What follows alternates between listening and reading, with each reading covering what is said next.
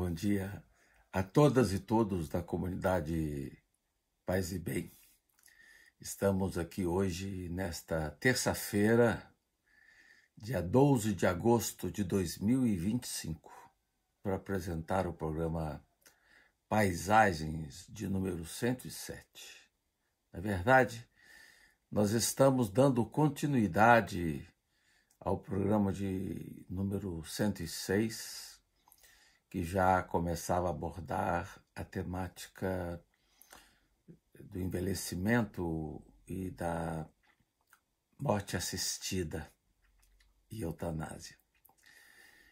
Falávamos no programa anterior dos cuidados paliativos e hoje vamos falar sobre a morte assistida e eutanásia. Entramos aqui num tema extremamente delicado, complexo, que ainda provoca resistência por todo canto. São resistências que vêm das religiões, dos governos, dos profissionais de saúde e dos familiares dos doentes que aventam tal possibilidade. Há pouco tempo eu fui surpreendido por uma entrevista concedida na UOL pela doutora Ana Cláudia Quintana Arantes, conhecida médica na área de geriatria e cuidados paliativos. Em determinado momento da entrevista, que é uma entrevista longa, ela aborda a questão da morte assistida e da eutanásia. E, no meu ponto de vista, eu achei bastante inconveniente a forma com que ela avaliou aqueles que optam por esse caminho ao final da vida. Mas queria antes sublinhar o excelente trabalho que ela exerce no Brasil na defesa dos cuidados paliativos. Toda a sua luta valiosa, incansável, tem que ser respeitada. Mas quando ela falou da eutanásia, ela disse o seguinte, disse que é muito deselegante um brasileiro defender tal procedimento no Brasil. E ainda complementou dizendo que são pessoas absolutamente voltadas para o seu umbigo. Acho que ela podia prescindir desse tipo de comentário. Ela pode ter sua posição, seu julgamento, mas devia concentrar-se no campo específico da sua especialidade, que são os cuidados paliativos. Li recentemente um artigo coletivo no Caderno de Saúde Pública,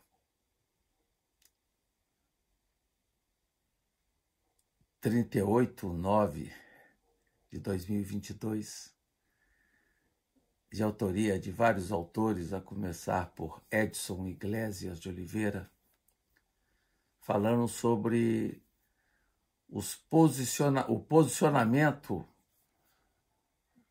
dos órgãos oficiais no Brasil sobre a tomada de decisão compartilhada em cuidados paliativos. E o artigo dizia o seguinte, aqui cito: é bastante comum que profissionais de saúde considerem erroneamente que seus julgamentos são puramente técnicos, quando na realidade estão apenas naturalizando sua própria perspectiva cultural e profissional como padrão de referência pelo qual os outros devem ser julgados. Ainda no mesmo artigo, um pouco mais adiante, os autores dizem: na ausência desse tipo de esclarecimento, infelizmente, esses termos podem ser utilizados, ainda que inconscientemente, como formas veladas de impor o ponto de vista cultural de profissionais de saúde através de uma linguagem técnica de difícil acesso a pacientes familiares. Todos sabemos que existem argumentos contra e a favor de procedimentos que envolvem essa morte assistida, né?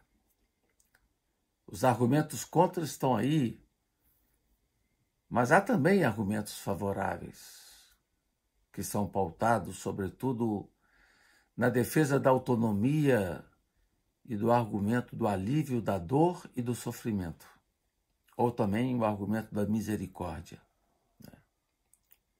Em outro artigo muito bonito, de autoria de Isabela Cristina Passos e Poças e Thelma de Souza Birchal, sobre a terminalidade da vida, um artigo de 2024, elas dizem, aqui cito, os favoráveis à morte assistida acreditam que o direito à decisão sobre a morte é parte do direito que cada um possui de escolher sobre sua vida no cotidiano. O direito a essa decisão e o apoio, inclusive, do Estado ao legalizar ou descriminalizar as práticas da eutanásia e do suicídio assistido seriam baseados no respeito ao princípio da autonomia da pessoa. A Igreja Católica, infelizmente, continua com uma posição contundente, crítica, diante da morte assistida e da eutanásia, como a gente percebe no documento da Congregação para a Doutrina da Fé, em dois documentos. Um documento de 1980 e um documento de 2020, já na época do pontificado do Papa Francisco. No primeiro documento, a eutanásia vem identificada como um gesto homicida, um crime contra a vida que viola a lei divina e a dignidade da pessoa humana. Isso em 1980.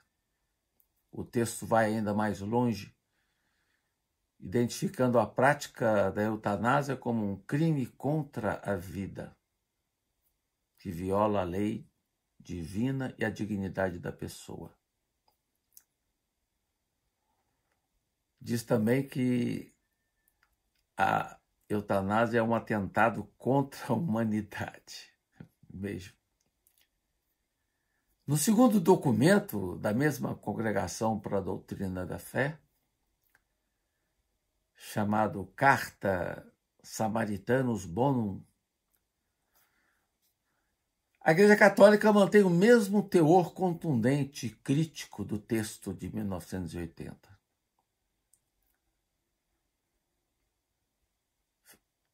O documento foi assinado pelo teólogo jesuíta Luiz Ladária, que era, da ocasião, prefeito da Congregação para a Doutrina da Fé, em 14 de julho de 2020. Percebe-se no texto uma nítida preocupação de deixar bem clara a posição da Igreja Católica a respeito. Pelo menos a visão mais tradicional ortodoxa da Igreja Católica. A crítica do documento precisa contra o uso considerado equivocado do conceito de morte digna, segundo eles. E o documento busca identificar tal procedimento como sendo um neopelagianismo ao abordar a temática dos direitos à liberdade da pessoa em decisões tão extremas. Estaria aí ocorrendo o neopelagianismo. No texto, reitera-se a posição oficial da Igreja Católica na condenação viva da eutanásia. Tanto a eutanásia como a morte assistida, que eles denominam como suicídio assistido, são considerados proibidos no documento. O documento identifica a eutanásia como um ato intrinsecamente mau, em qualquer ocasião e circunstância. Fala-se até em gesto homicida.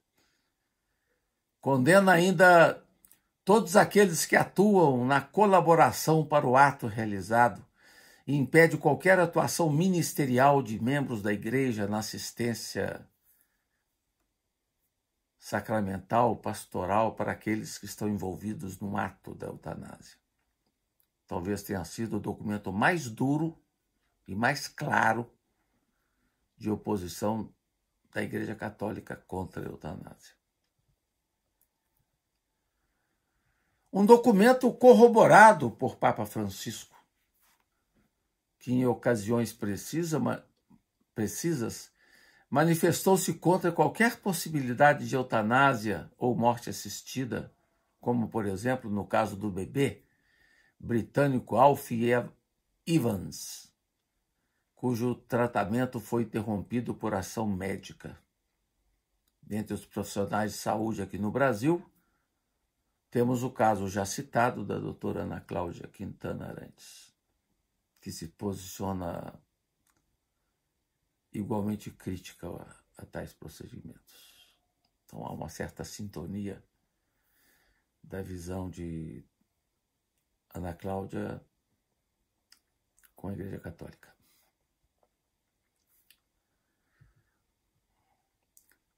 Na visão de Ana Cláudia, a eutanásia é a eliminação do sofredor, enquanto o cuidado paliativo é o alívio do sofrimento.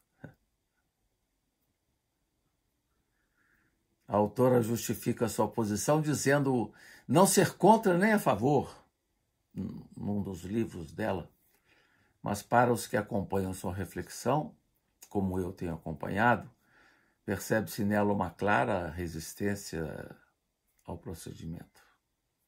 Isso eu pude sentir presencialmente no curso que ela organizou sobre o envelhecimento de um ano, que termina agora em outubro, onde sua visão sobre a eutanásia foi muito bem, claramente pontuada, de forma crítica. Ela é bem clara a respeito e diz num dos seus livros: eu não faço eutanásia. E diz ainda, e se esse procedimento fosse liberado no Brasil, ainda assim, provavelmente eu não faria.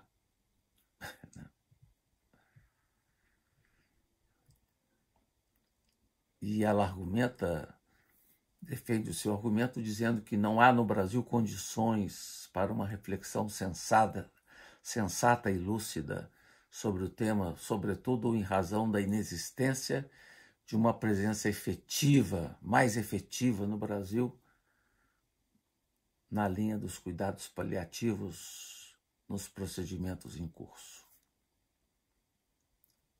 Na visão dela, não há condições de fazer um debate honesto hoje no Brasil sobre eutanásia, e ela diz que enquanto pelo menos 90% dos brasileiros tiverem acesso a cuidados paliativos, essa discussão não tem sentido aqui no Brasil. Bom, em favor da morte assistida e da eutanásia, temos hoje no Brasil, no mundo, muitos autores estudiosos sérios que argumentam em favor do procedimento em casos bem específicos. As colocações nessa direção são pautadas por experiências bem concretas que suscitam um posicionamento menos restritivo ou a priorístico a respeito. Ainda mais quando percebemos que a descriminalização da eutanásia ou a aprovação da eutanásia e da morte assistida ocorre em muitos países, né? Na Suíça, na Holanda, em muitos estados dos Estados Unidos, né? Aqui na América Latina também, na Colômbia, no Uruguai, Cuba, no Equador, e o Brasil sempre muito resistente, né? Nos últimos anos, nos deparamos com muitos casos complexos envolvendo a decisão em favor da eutanásia ou morte assistida. Por exemplo, nos casos do brasileiro imortal, filósofo, literato Antônio Cícero, ou também do cineasta francês Jean-Luc Godard. Outros casos que suscitaram muito debate ocorreram envolvendo pessoas de outros países, né, como Laura Santi, muito forte esse caso, na Itália, Daniele Pieroni, Pier Giorgio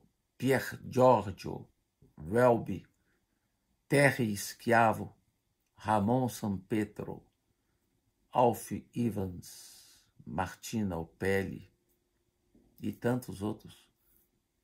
Diante de experiências tão sofridas e prolongadas, fica difícil assumir uma posição contundente e crítica, sem uma consideração mais detalhada sobre as circunstâncias particulares. Temos o caso específico de Laura Santi, jornalista italiana de 50 anos, que sofria há tempos com esclerose múltipla e depois de uma dura batalha jurídica conseguiu o acesso à morte assistida na Itália.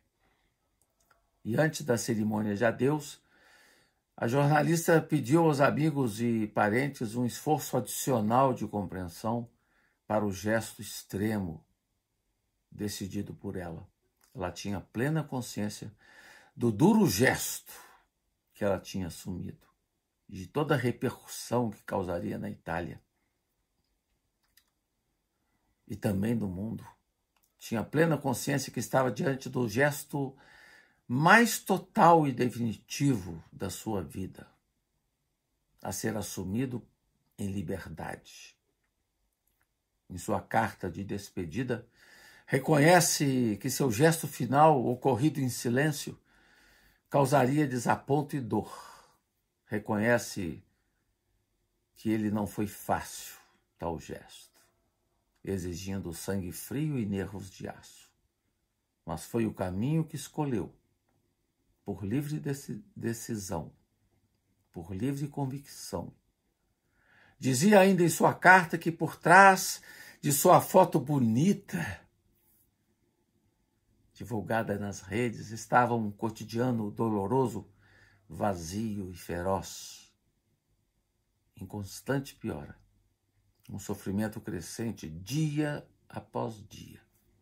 E acrescentou, e aqui cito: tive muito tempo para elaborar e amadurecer essa decisão, muito tempo para saber quando era realmente a hora. Tinha aquele famoso parapeito sobre o qual vocês leram tantas vezes, de onde me debruçar. Tive muito tempo também para mudar de ideia e adiar a decisão, e me permiti, enquanto ainda conseguia, saborear os últimos resquícios da vida e da beleza. Despedi-me de cada canto, de cada lugar, de cada rosto, cada pessoa, cada situação, cada céu, cada cor, cada mínima caminhada ao ar livre. Parto, tendo saboreado os últimos bocados de vida de forma intensa e consciente. Entendam-me, diz ela. Eu acredito que toda vida continua sendo digna de ser vivida, mesmo nas condições mais extremas. Mas somos nós, e só nós, que devemos escolher. No Brasil, a morte do poeta Antônio Cícero causou muita consternação. Sua decisão pela eutanásia na Suíça se deu em razão do avanço da doença de Alzheimer. Em carta de despedida, Cícero sublinha que sua vida tinha se tornado algo insuportável. Não conseguia mais reconhecer muitas pessoas com as quais conviveu e nem mais escrever bons poemas ou ensaios de filosofia. Em artigo escrito por ele no jornal Folha de São Paulo, antes, tinha sublinhado que só mesmo quem passa por tamanho sofrimento é capaz de dar conta da dor da aflição e da humilhação que tal gesto e tal dor implica. Foi um artigo publicado na Folha de São Paulo em 2008. E nesse artigo ele faz menção ao teólogo Rubem Alves, que também defendia a eutanásia, que também escreveu um artigo na Folha de São Paulo defendendo a eutanásia. Tinha escrito Rubem Alves sobre o tema, defendido o direito ao gesto derradeiro. Na visão de Rubem Alves, a vida é como um instrumento musical, só vale a pena ser vivida enquanto o corpo for capaz de produzir música. Em Precisa Reflexão sobre a Eutanásia, publicado no Instituto Humanitas da Unicinos, no IHU, o professor espanhol Diego Gracia, especialista em bioética, abordou o tema do desejo de morrer, que se faz presente naquele que vive uma violenta experiência de sofrimento e dor. Na sua visão, e aqui cito, há pessoas que, apesar de estarem muito bem cuidadas e de lhes serem aplicados os melhores cuidados paliativos do mundo, querem morrer, porque consideram sua vida indigna ou humilhante. Isso acontece muito quando elas não podem mais realizar sozinhas as funções mais elementares e íntimas da vida. Para algumas pessoas, ter que depender de outros parece muito humilhante e querem evitá-lo, inclusive pondo fim à sua vida, para que elas não sofram e para não fazer os outros sofrerem. Segundo Diego Gracia, tal modo de pensar revela-se plausível e perfeitamente respeitável. E é o que eu, Faustino, também penso a respeito. Embora sou um profundo defensor da ortotanásia. Outros dois teólogos de renome internacional partiram dessa semelhante reflexão, levantando ponderações profundamente dignas a respeito da morte assistida e da eutanásia. Um deles é o teólogo suíço Hans Küng, que morreu em abril de 2021 e morreu de morte natural, ainda que tivesse se inscrito na Suíça para o procedimento de morte assistida. Em seus últimos anos de vida, o teólogo padecia de diversos males, entre os quais artrose nos dedos, início de surdez num dos ouvidos, maculopatia irreversível e mal de Parkinson.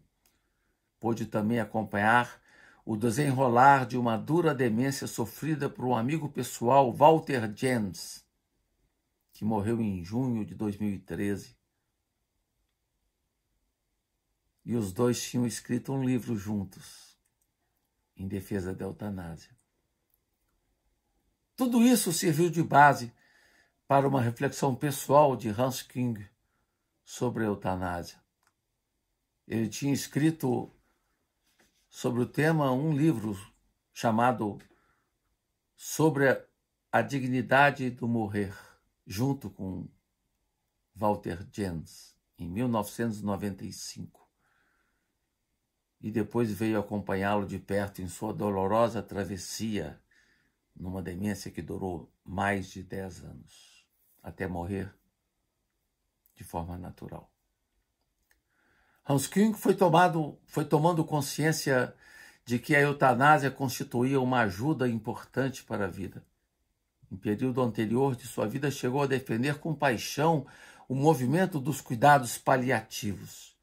Veio a perceber com o tempo que mesmo dentro dessa corrente havia aqueles que não excluíam a priori a possibilidade da morte confiada à própria responsabilidade da pessoa. Foi se dando conta de que a medicina paliativa nem sempre constitui uma resposta válida a todos os desejos de morte. Há aqueles, lembra Jung, que em razão de sua situação desesperada querem algo além da medicina paliativa. Argumenta ainda que são inúmeros os casos de pessoas que estão cansadas de viver, mesmo estando sob cuidados paliativos. Nesse sentido, em razão de sua própria dificuldade pessoal de saúde, Hans Küng foi assumindo a defesa da eutanásia, entendida que era uma decisão ilegal, mas moralmente legítima. Considerava que ninguém estava condenado a suportar o insuportável, justificando assim uma decisão e criticando essa ideia de que haveria uma disposição divina a uma morte natural. Mesmo tendo terminado sua vida com morte natural, Hans Küng permaneceu convicto, ao final da vida, de que todo ser humano tem o direito de morrer quando não vê mais esperança de uma vida conforme os próprios critérios pessoais. E chegou a descrever no seu longo livro de biografia, né, esse direito. Outro teólogo italiano que tem defendido a morte assistida e a eutanásia é Vito Mancuso. Acho eu suas reflexões preciosas, não só nesse campo particular, mas em outros tantos campos da abordagem teológica, né? Ele escreveu recentemente o livro Livres para Viver. O sentido das coisas para além da finitude da vida. Trata-se de reflexões mais espirituais que nos ajudam a pensar o tema da finitude da morte. Como ele mesmo diz, se não somos capazes de pensar a morte, não sabemos o significado da vida. O que me agrada em Vito Mancuso é a sua liberdade de teólogo. É um verdadeiro teólogo público. Vale para ele o que outro teólogo francês, Christian Ducoq, falou sobre um dos grandes desafios para a teologia nos tempos que correm. Diz ele, os teólogos só terão credibilidade se ousarem pensar por si mesmos. Sinto-me muito próximo à liberdade de Mancuso. Fomos sempre acostumados a lidar com teologias que se entendem como súditas do magistério. E quando nos defrontamos com autores que não se subjugam e que ousam pensar com autonomia e leveza, sentimos a verdadeira força e vigor da teologia pública. Dizia Mancuso num artigo recente, e aqui eu cito, dizia ele, se ser católico significa obedecer sempre e sem discussão à ética e à doutrina do magistério, há tempo não sou mais católico, prefiro me dizer crente. E com essa liberdade que Mancuso trabalha o tema da morte assistida. Toda a sua abordagem traz em seu bojo a consciência viva do primado da consciência na vida da igreja. E ele cita um texto presente no Catecismo da Igreja Católica que diz: o ser humano deve obedecer sempre ao juízo certo da consciência. Serve-se também Mancuso de uma passagem do livro do Eclesiástico, do Primeiro Testamento, que diz: é melhor a morte do que uma vida cruel, o repouso eterno do que uma doença constante. Livro do Eclesiástico, capítulo 30, versículo 17. Em suas reflexões sobre o fim da vida, Mancuso nos chama a atenção para a visão aberta da Bíblia com respeito ao tema do sentido da vida e diz que não se encontra nenhuma condenação ao suicídio na Bíblia. Como outros teólogos que trabalharam o tema, como Karl Barth, Hans Küng, sublinham nos seus livros, analisando a questão bíblica, né? Como no caso, por exemplo, de Sansão, que se suicida e que vai ser reconhecido no Segundo Testamento como um dos pais da fé. E no campo da Igreja Católica temos também nomes importantes como o Cardeal Martini de Milão, que ao final da vida se recusou à administração de uma sonda nasogástrica, porque ele não queria prorrogar sua vida em procedimentos considerados fúteis. Martini dizia, e aqui eu cito o Cardeal Martini de Milão, é importante reconhecer que a continuação da vida física humana não é em si mesma o princípio primeiro e absoluto. Acima da continuação da vida física está o princípio da dignidade humana, uma dignidade que na visão cristã de muitas religiões comporta uma abertura à vida eterna que Deus promete ao homem. Podemos dizer, continua Cardeal Martini, que aqui reside a dignidade definitiva da pessoa. A vida física deve ser respeitada e defendida, mas não é o valor supremo e absoluto. Então ele abre assim um campo novidadeiro para reflexão sobre a morte assistida, quando a experiência da vida vem percebida como um limite imposto contra a própria dignidade da pessoa. Então, com isso, passei um pouco do meu tempo hoje. Eu pude apresentar nessas duas aulas esses dois caminhos específicos de lidar com um tema tão difícil e delicado.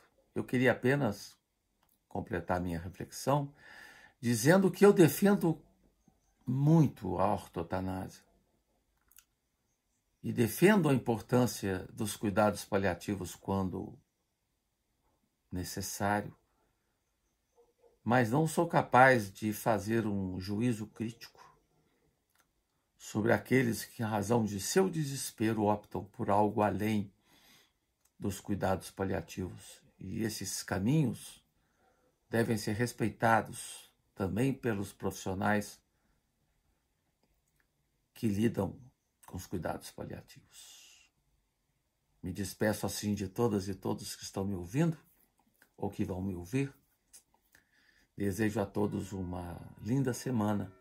Agradeço também ao Felipe Albani, que colabora na parte técnica. Grande abraço, paz e bem.